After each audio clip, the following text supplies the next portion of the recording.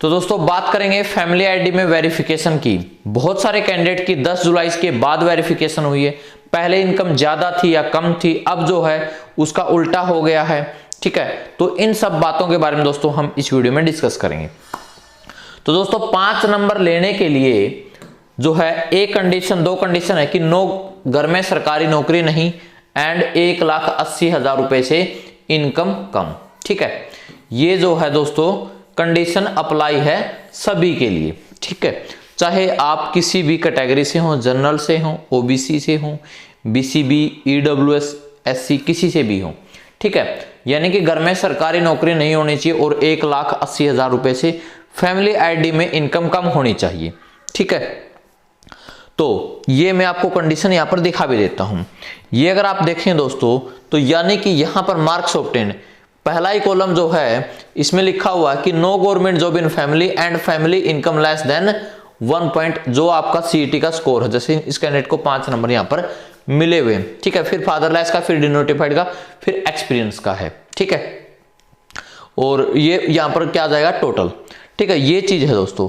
तो अब हुआ क्या है कैंडिडेट के साथ कि सरकार को कैसे पता चलेगा कि 10 जुलाई 2022 से पहले उनकी इनकम कितनी थी।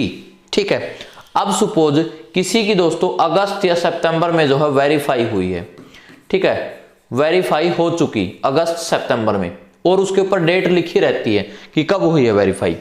तो अगर ये वेरीफाई आपकी बाद में हुई है 10 जुलाई के बाद, तो दोस्तों आपको सरकार को कैसे पता चलेगा कि 10 जुलाई से पहले इनकी इनकम कितनी थी। ठीक है, सबसे बड़ा क्वेश्चन तो यही है कि कहते हैं कि एक आपकी उस टाइम से पहले की देखी जाएगी, उस टाइम से पहले की देखी जाएगी, उस टाइम क्या सिचुएशन थी, क्या चीजें थी। ठीक है, तो यानी कि दोस्तों ये एक छोटी सी मुझे कमी लगी कि 10 जुलाई के बाद जैसे हुआ क्या बहुत सारे कैंडिडेट के साथ कि पहले उनकी इनकम मान लिया जो है 80,000 थी। ठीक है, या 80,000 थी, फिर उनकी दोस्तों 2 लाख कर दी वेरीफाई। ठीक है, मान लिया ज्यादा वेरीफाई कर दी।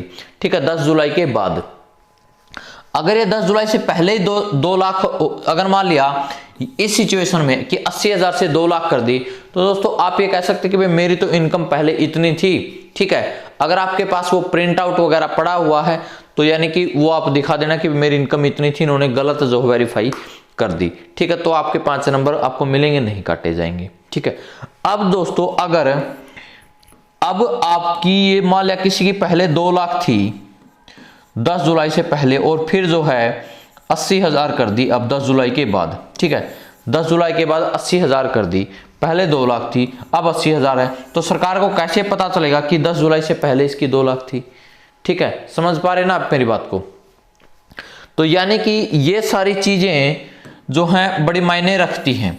तो इसलिए मेरा ये मानना है कि अगर आप लोगों की रियल में पहले भी ज्यादा थी और अब भी ज्यादा है, अगर आप लोगों की रियल में पहले भी ज्यादा इनकम थी अब भी ज्यादा इनकम है, तो अपने 5 नंबर कटवा लें। ठीक है, अगर दोस्तों आपकी पहले कम थी अब ज्यादा हो गई है, या पहले थोड़ी बहुत ज्यादा थी अब कम हो गई है, तो यानी कि फिर भी आपको कोई दिक्कत नहीं, आप 5 नंबर अपने लेके रखना, कटवाना मत। क्योंकि दोस्तों नंबर जुड़ नहीं सकते हैं, दोबारा नंबर कटवा सकते हैं आप, समझना, नंबर जुड़ नहीं सकते हैं, नंबर कटवा सकते हैं।